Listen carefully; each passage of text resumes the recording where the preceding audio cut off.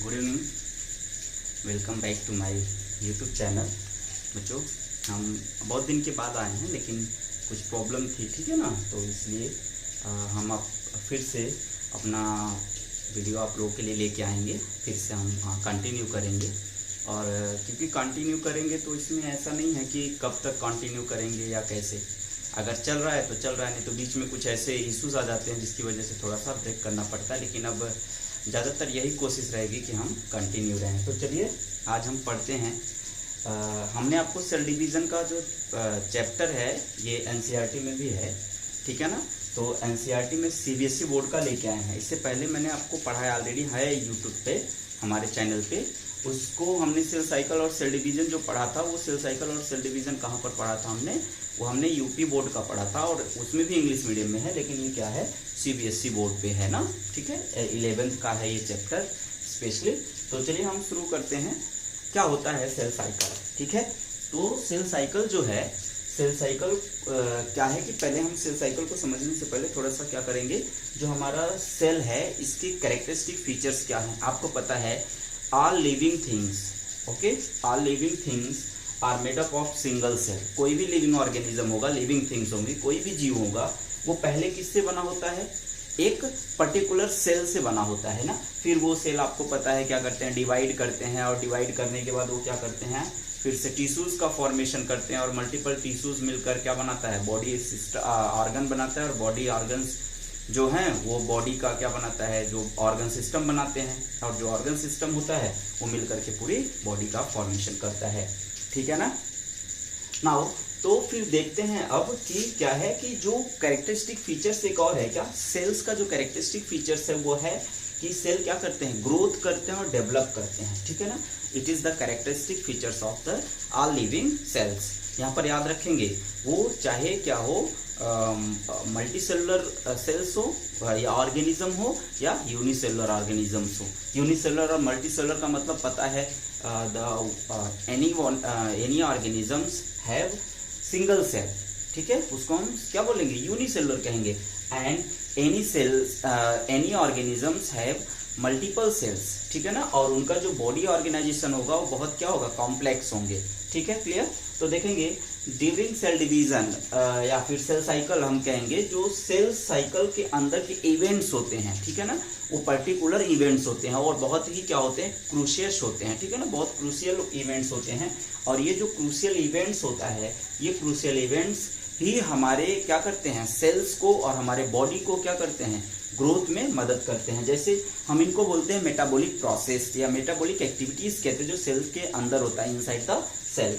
तो हम उसको कहते हैं ड्यूरिंग सेल साइकिल। क्या होता है, सेल साइकिल के समय डीएनए क्या करता है, ग्रो करता है, और जो सेल्स होते हैं वो क्या करते हैं, डेवलप कर जाते हैं। और जानते हैं, क्योंकि डीएनए ग्रो करता है, बहुत ही क्या है, ये कैरेक्टरिस्टिक फीचर्स बहुत ही इंपॉर्टेंट क्या है, ये एक इवेंट्स है क्या, सेल का ग्रो करना और सेल रेप्लिकेट करना। सेल ग्रो और रेप्लिकेट करेंगे तभी तो क्या होगा, एक जनरेशन से दूसरे जनरेशन में, जनरेशन टू जनरेशन जो जेनेटिक इंफॉर्मेशन होता है वो क्या होता है, कैरीज की जाती हैं, या क्या होता है, वो ट्रांसफर होती हैं, क्लियर।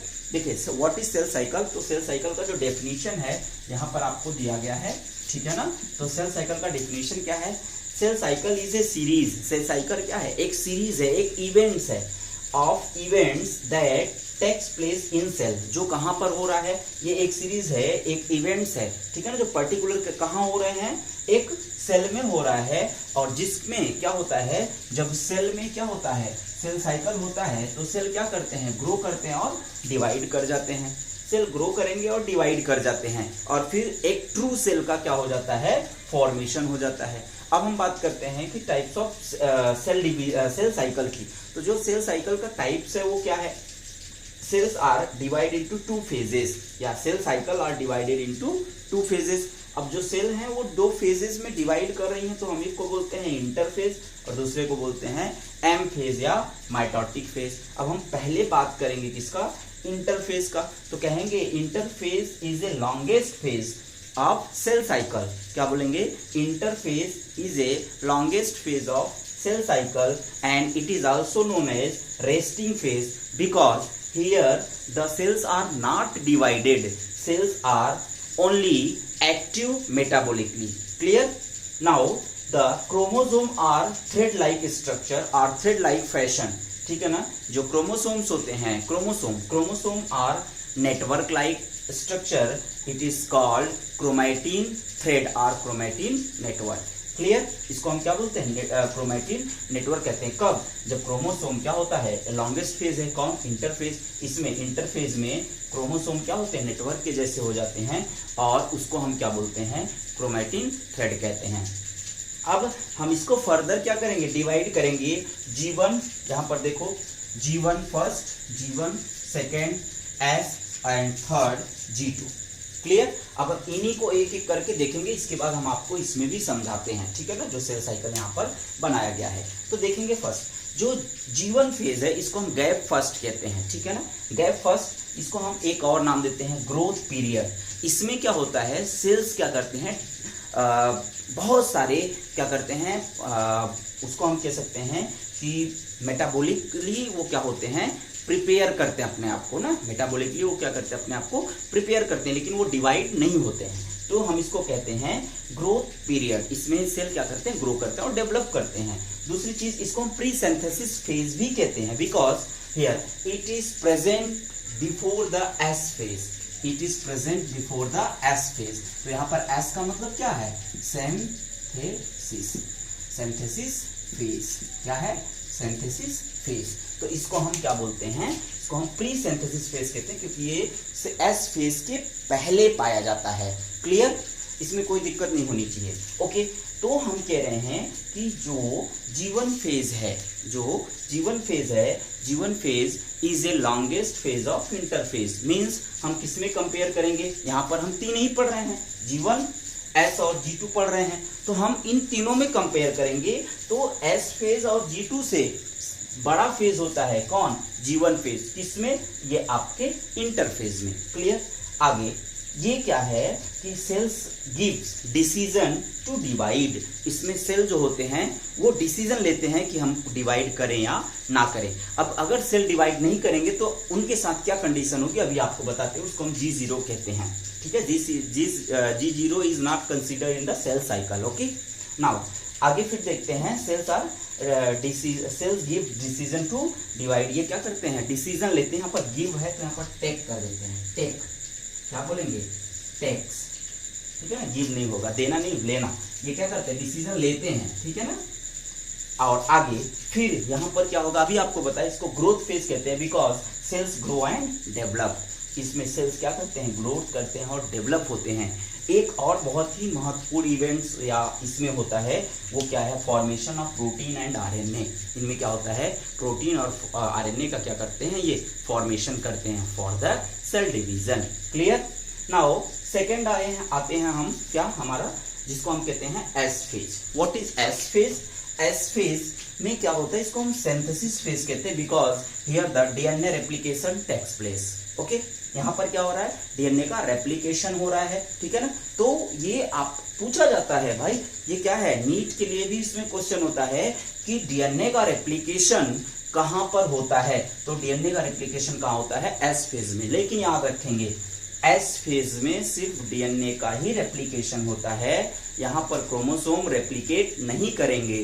क्रोमोसोम ऐसे जैसे थे वैसे ही रहेंगे. कैसे थे? वो क्रोमैटिन थ्रेड लाइक थे, तो वैसे ही रहेंगे. यहाँ पर एक एंजाइम होता है DNA polymerase. DNA polymerase is help in the cell DNA polymerase is help in the DNA replication. ये डीएनए रेप्लिकेशन में क्या करते हैं? हेल्प करते हैं. क्लियर? Now centrioles. एक सेंट्रियोल्स होता है, ये हम जब आपको सेल डिवीजन पढ़ाएंगे तो वहां पर फिर प्रोफेज, मेटाफेज, एनाफेज जब पढ़ेंगे हम माइटोसिस वगैरह में, तो वहां पर देखेंगे सेंट्रियोल्स का फंक्शन क्या होता है. यहाँ पर सिर्फ इतना देखना है कि centrioles are replicated also in this phase. किसमें? एस फेज में. इसलिए इसको सिंथेसिस फेज कहते हैं. ठीक है ना. आगे यहाँ पर ध्यान दीजिएगा, क्यों? एक बहुत ही महत्वपूर्ण चीज, histone protein are also active. Histone protein is a special types of protein present inside the nucleus. ये कहां पर पाए जाते हैं? न्यूक्लियस के अंदर पाए जाते हैं. It help in the DNA packaging, it help in the DNA packaging. ये क्या करते हैं, डीएनए पैकेजिंग को हेल्प कर, डीएनए पैकेजिंग में हेल्प करते हैं। डीएनए को पैक करने के लिए इनकी हेल्प की जाए है, इनकी हेल्प ली जाती है, ठीक है ना। तो ये क्लियर हो गया। ये इसका हम एक हिस्टोन प्रोटीन का अलग से वीडियो बनाएंगे तो ये क्या हो जाएगा, पूरी तरह से क्लियर हो जाएगा। ये देखिए जो एस फेज है, S phase is present in between G1 and G2। S phase is present in G1 and G2। और वहीं पर देखो G1 फेज जो है वो कहां पर है, G1 फेज इसको हम बोल रहे थे प्री सिंथेटिक फेज बोल रहे थे, किसको, G1 को। क्यों, क्योंकि ये एस फेज से पहले था, वो भी आपको बताया मैंने यहाँ। तो ये क्लियर हो गया। अब हमारा लास्ट है इंटरफेज का, जिसको हम बोलते हैं क्या, G2 फेज। G2 फेज को हम कहते हैं post synthesis phase, because it is present after the S phase, और इट इज प्रेजेंट और it is found after the S phase. ये सिंथेसिस फेज के बाद पाया जाता है, इसलिए इसको हम क्या बोलते हैं, पोस्ट सिंथेसिस फेज कहते हैं। और इसके बाद इसको हम एक नाम और देते हैं, क्या, गैप 2। क्या बोलेंगे, गैप 2 कहते हैं, ठीक है। अब यहाँ पर देखो, ये जो सारे जितने भी इवेंट्स हो रहे हैं, जितने भी सीरीज ऑफ इवेंट्स हैं, वो पर्टिकुलर हो रहा है। देखो हमारा जो डायरेक्शन है, वो डायरेक्शन हम किधर से किधर चल रहे हैं, वो डायरेक्शन हम इधर से इधर चल रहे हैं। अब यहाँ पर एक सेल है, ठीक है, कितने सेल हैं, एक सेल है। ये सेल्स क्या होगा, डिवाइड करके आएंगे और फिर यहाँ पे क्या होंगे, डॉटर सेल्स का फॉर्मेशन हो जाएगा। क्लियर। अब देखते हैं हम, ये हमारा इतना क्लियर। अब आगे हम देखते हैं G2 क्या है। G2 को हम बोलते हैं गैप 2, या फिर कहते हैं पोस्ट सिंथेसिस फेज। इसको मैंने आपको बता दिया। आगे cells are more grow and divide. इसमें सेल्स क्या होते हैं, क्योंकि ये पहुंच गए हैं कहां पर, डिवीजन के कगार पर। सेल साइकिल कहां पर पहुंच गया है, अब डिवाइड करेगा सेल। इसके अंदर की जो मेटाबॉलिक एक्टिविटीज थी वो सारी क्लियर हो गई। अब क्या करेंगे, सेल अब डिवाइड करेंगे, तो यहाँ पर सेल बहुत ज्यादा क्या हो जाता है, ग्रो कर जाता है और डेवलप हो जाते हैं। New proteins and RNA are formed. इसके अलावा जो यहाँ पर प्रोटीन और आरएनए फॉर्म हो रहा है, इस प्रोटीन और आरएनए के अलावा और न्यू प्रोटीन्स और आरएनए का फॉर्मेशन होता है किसमें, G2 फेज में। आगे इसमें क्या होता है कि एक स्पिंडल फाइबर के लिए क्या होते हैं, एक प्रोटीन का सिंथेसिस होता है। प्रोटीन संश्लेषित होते हैं, प्रोटीन बनते हैं, तो कहते हैं synthesis of protein need for are necessary for formation of spindle fibre. Spindle fibre के लिए इसमें क्या होते हैं, क्या बनते हैं, प्रोटीन्स बनते हैं। एक और है इसमें क्या, कि इसमें माइटोकॉन्ड्रिया और डिफरेंट टाइप्स के सेल ऑर्गेनेल्स का क्या होता है, जो सेल कॉन्स्टिट्यूएंट्स होते हैं या सेल कंपोनेंट्स होता है, उन सेल कंपोनेंट्स का क्या होता है, यहाँ पर रेप्लिकेशन होता है या डुप्लीकेशन होता है। जैसे for example mitochondria and chloroplast are duplicated in the और replicated in the G2 phase, means the mitochondria are divided and daughter mitochondria are formed. Okay, clear। अब देखिए इसमें एक चीज हम देखते हैं, कहे थे हमने आपको बताया था कि जो हमारा G1 फेज है या ग्रोथ फेज है, इस फेज में सेल क्या होते हैं, cells take decision to divide. मान लीजिए अगर सेल क्या कर जाए, डिसीजन ही ना ले, डिवाइड ही ना करे, तो क्या करेंगे, कहेंगे सर फिर क्या होगा। तो यहाँ पर हमने देखो लिखा है क्या, G0, क्या लिखा है, G0। तो G0 को हम बोलते हैं क्विसेंट स्टेज या quiescent phase. Here cells are arrested by G1 phase. Cells क्या हो जाएंगे, G1 फेज में अरेस्ट हो जाएंगे, ये इसी में पड़े रहेंगे, तो उसी को हम क्या बोलेंगे, G0 फेज कहते हैं। सर ये कैसे होता है या क्या होता है इसमें, देखिए हमारे बॉडी का एक सेल्स है जिसको हम बोलते हैं कार्डियक सेल। क्या बोलेंगे, कार्डियक सेल। हार्ट सेल भी कह सकते हैं इसको हम। Heart cell further goes inside G0 phase, ठीक है। अब यहाँ पर जब G1 का मन होगा, क्योंकि डिसीजन तो यही ले रहा है ना कि सेल आगे जाएंगे कि नहीं जाएंगे, डिवाइड करेंगे कि नहीं करेंगे, तो सेल क्या होगा, अब G0 फेज में अगर सेल आ गए तो सेल डिवाइड नहीं करेगा, बट याद रखेंगे, लेकिन क्या बोल रहा हूं, सेल्स आर अरेस्टेड, सेल क्या हो जाएंगे, अरेस्ट हो जाएंगे, but cells are metabolically active. Cells क्या रहेंगे, मेटाबॉलिकली एक्टिव रहेंगे। अब यहाँ पर मैंने आपको एक एक करके बता दिया। अब जरा आप इसको, इस पूरे फिगर को देखो सेल साइकिल का। हमने यहाँ पर लिखा है क्या, G1, जो आपको अभी बताया। G1 को हम बोलते हैं क्या, गैप 1 या प्री सिंथेसिस फेज कहते हैं, क्योंकि ये एस फेज के पहले आया है। इसके बाद आया सिंथेसिस फेज। इसमें डीएनए का क्या हो रहा है, यहाँ पर देखो डीएनए का रेप्लिकेशन हो रहा है, और हिस्टोन जो प्रोटीन है वो क्या हो रहे हैं, मेटाबॉलिकली एक्टिव हैं। तो ये सारी चीजें आपने देखा और ये पूरा था। अब इसके बाद ये आपका क्लियर हुआ पहला। अब हम आगे चलेंगे और उसमें हम देखेंगे क्या, जरा इसको हम मिटा करके देखते हैं। अभी हमने आपको बताया कि हमारा इंटरफेस क्लियर हुआ, और हमने आपको बताया जो हमारा सेल साइकिल होता है वो सेल साइकिल 2 फेज में कंप्लीट होता है। तो 2 फेज में क्या है, अगला फेज है हमारा क्या, एम फेज, या उसको हम बोलते हैं क्या, माइटोसिस। क्या बोलते हैं, माइटोटिक फेज, माइटोसिस या एम फेज कहते हैं। ये एम फेज या माइटोसिस फेज होता क्या है, जरा हम ये देखते हैं। ठीक है, आप लोगों को मैं समझता हूँ कि अच्छे से समझ में आ रहा होगा। ठीक है, तो आइए देखते हैं आगे। देखिए, हमने आपको बताया क्या कि इंटरफेस के बाद एक आता है एम फेज, या फिर इसको हम बोलते हैं माइटोटिक फेज। माइटोटिक फेज क्या होता है, माइटोटिक फेज। देखिए, माइटोटिक फेज हम किसे कहते हैं, माइटोटिक फेज में सेल क्या होते हैं, पर्टिकुलरली डिवाइड होते हैं। इंटरफेज में सेल क्या हो रहे थे, डिवाइड नहीं हो रहे थे, इसीलिए उसको हम रेस्टिंग फेज कह रहे थे। ठीक है, यहाँ पर सेल क्या हो रहे हैं, डिवाइड हो रहे हैं, और सेल मेटाबॉलिकली भी एक्टिव रहेंगे। तो इसमें क्या होगा, इसमें 2 चीजें होंगी, एक कैरियोकाइनेसिस एंड सेकेंड होगा हमारा, ये हमको फर्स्ट कह दिए, और सेकेंड हमारा होगा साइटोकाइनेसिस। दोनों को हम समझते हैं। कैरियोकाइनेसिस का मतलब होता है, ध्यान दीजिएगा, division of nucleus. Division of nucleus. अब डिवीजन ऑफ न्यूक्लियस होगा तो पहले कुछ ऐसे इवेंट्स होंगे जो न्यूक्लियस के अंदर चलेगा, तो उस इवेंट्स को हम 4 क्या होंगे भाग में या 4 पार्ट में डिवाइड करेंगे। उसको हम पहला बोलेंगे, यहाँ पर देख लीजिए, पहला प्रोफेज। क्या बोलेंगे, प्रोफेज। दूसरा है हमारा प्रोफेज के बाद क्या आएगा, मेटाफेज।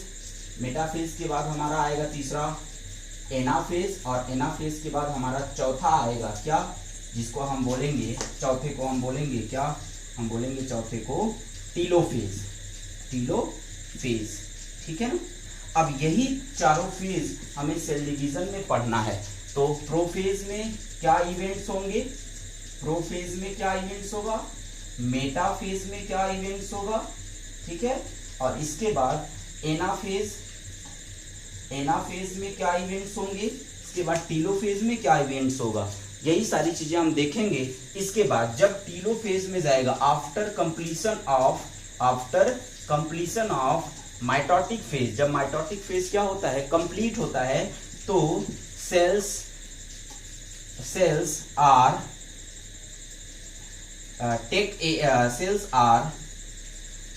डिवाइडेड। सेल्स क्या होते हैं, डिवाइड कर जाते हैं। कैसे, साइटोकाइनेसिस। कैसे होगा साइटोकाइनेसिस में, हम ये देखते हैं।